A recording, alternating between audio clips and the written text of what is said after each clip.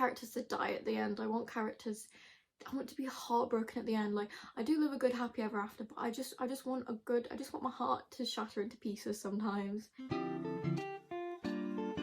Hi, welcome back to my channel. So today we're going to be doing a little like June and July wrap up. I've not read too many books. A lot of people read like 15 books a month. Well, I've read like 3 per month, which is totally valid as well. And I know a lot of people read like 1 book a month, 2 books, 5 books. But this is a reminder that it doesn't matter how many books you read, don't beat yourself up for it. Don't feel bad that you're not reading 100 books a week. It's okay. So I've read only 3 paperbacks, which is not a lot. My goal for the rest of the year is to read more paperback books. I do try to read a lot on my Kindle as well, because I have a Kindle Limited subscription and I want to get my money's worth because it's bloody expensive. In June, I only read 2 books.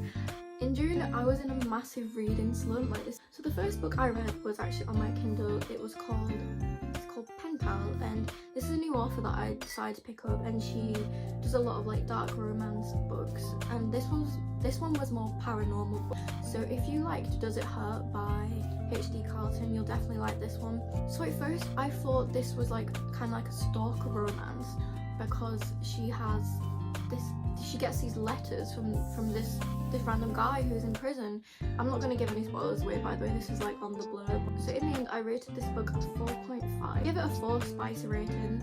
So the higher the spiciness, the more dark, the more graphic it is. So I read this book on Kindle Unlimited. So the themes in this book is it's a dark romance, kind of like a supernatural thriller. I love to go into my books blind. I had no idea what to expect with this book. Definitely is a slow burner, which I don't mind. A lot of the books I read are slow burners anyway. And finally, the ending, the big reveal, it was so amazing. So I just wish I could tell you everything about this book. I want characters to die at the end. I want to be heartbroken at the end. Like, yeah, so if you pick this book up, make sure you read the trigger warning as well, because it is a dark romance. And then next, I picked up one of my favourite reads ever, Hooked by Emily McIntyre. Her like annotations, like, so amazing. This is the first book I've ever read where I was instantly hooked. It was just so fast paced, and I just love it because my attention span is so bad. I get bored so easily. If you're just starting a dark romance, pick up this series because it has like some violence, but it's not too dark. It's definitely good for dipping your toes into the dark romance genre. So I ended up giving this a 5 stars. I just love this book. When I finished it, I instantly knew it was a 5 stars. I was so confident.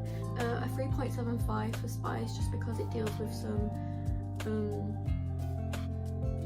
some more triggers.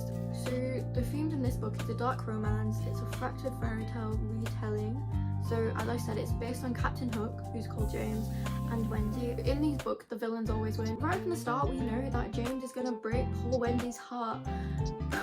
When it actually happened, when we got to that part of the book, I literally cried my eyes out, just because you get so hooked into his charm. I just fell for him, and then my heart got shattered just like Wendy.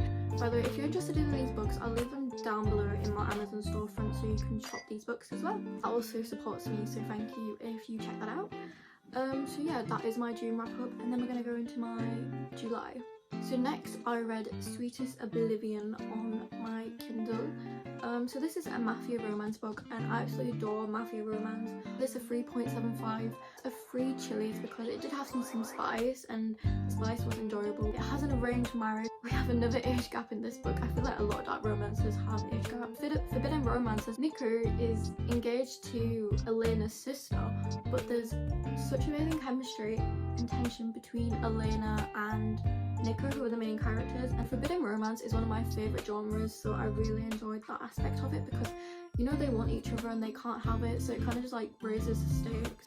One of my criticisms was this book is that there was hardly any mafia action.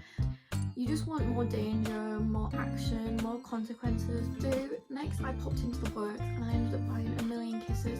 This has been on my TBR for so long. I actually really love this book. This book gets so much hate, it gets shit on so much. And I can understand why. It's a bit of a weird book, but it kind of like edges on the dark romance side. Like a lot of people expect like a fluffy romance, but it's not. So I ended up giving this book 5 stars just because I just loved it so much. So I give it a 3.5 spicy rating because there was spicy scenes, but it wasn't too graphic, it wasn't too dark. This is an enemies to lovers book, which again, one of my favourite tropes. Also like bad boy and good girl, which is set in like a boarding school kind of vibe. Ben is like the kind of the popular girl in school, like everyone likes her. She has so many friend groups and she's very obsessed with her purity. She has a purity ring. The crew who stares at her every day and it's because he likes her, but she thinks he's being rude. A bit of like disagreements at the start of the book because they kind of like miscommunicate, get paired together in psychology class, and that's how they get to know each other, and the story develops from there. This book is very important because it kind of like embraces women's sexuality. It's your choice. Is this a conquest for Crew, or does he genuinely like her? Is he just using her? There's this quote where Crew like helps her spread her wings, and it does help, and it's really cute because Ren's a bird and he calls her Birdie, which I think is so adorable. So it really helps her come out of her shell and kind of become her own person and stand up to people. The cute gestures that Crew does are so adorable, and it made me so happy and giggly, and I think I cried in this book. I also thought it was interesting how her father was so protective, because a lot of girls can relate to that. Like I said, a lot of people hate this book, but just know that there is some like more dark romancy trope. It's not a dark romance, but there is more dark romantic tropes in it, like obviously nothing to do with fluffy romance, and people don't like that, and that's totally okay. The last book I read was Scarred, which is the second book in the Never After series. So I actually read this as a buddy read, and this book was a bit disappointing, to be honest. So I will definitely say that I was in a massive book slump when I read this, so I found it really hard to get into. The first 40%, like nothing happened, and it kind of is building up to this big thing. It's kind of set up the story, but you don't need 40% of the book to do that. It's based on The Lion King. It's like another fractured fairy tale. They're not lions, don't worry, they're humans. It's like kind of like a royal book with like kingdoms and kings and queens. Give this a 3 point. Did I give this 3? It's a 3.5 stars just because I found it very slow, but the last 40% of the book was so amazing. It was very good. There was lots of action. It was very tense, fast paced. I also give it a free chilies. A lot of people do like this book though. My buddy read, I think she might have gave it a 4 or 5 stars because she loved it, but I guess it's just based on your preferences. So this is actually a dark romance, but it's also historical because I think it's based in the 1900s. There's lots of forbidden romance as well because the girl Sarah is engaged to the king, Michael, but we see a lot of chemistry and tension between Michael's brother Tristan, who's actually Scar from Lion King. We also have the touch and die trope, which is a very dark romance. But I just love it. I just love the protectiveness, the possessiveness, like, yeah, so romantic. The first chunk of this book, I really struggled to connect with it, especially Sarah, because she was kind of just doing her royally duties as a soon-to-be queen. I just found it quite lackluster. Like, I did want to see more of like her past and her backstory. She didn't really give us much. Why are you risking your whole life to do this? Please tell me. However, I did really like Tristan in this book. He had a nice backstory, and we kind of saw we kind of saw his motives and why he was doing this and why it was so important. That's like 34%. The plot began to unravel, and that's when I was really hooked in this book. I do love Emily because she writes amazing villains, and I have her entire series except from one book. It's impossible not to love the spice in these books, not to love the villain. Like, you can't not fall for the villain. I just love how devoted Tristan was to Sarah. The elements that were enjoyable, I just wish there was more depth to the book, basically. But you could still enjoy it. I'm quite picky with my books. But yeah, everything in my June and July reads. I want to mention a couple of books that I want to read in August. So I've actually already read Fourth Wing, and I've already read The Fourth Wing. Look how shiny it is.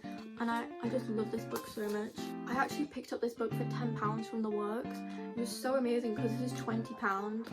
I find all my book deals on this book account. I have to come back at the end of the month to see how I rated that. I also recently picked up Cold War, which I really want to read because it seems so interesting. I don't even know what it's about. A bookkeeper in the Cold War. I also recently won this in a raffle. Unravel Me, this is the second book in the Shatter Me series.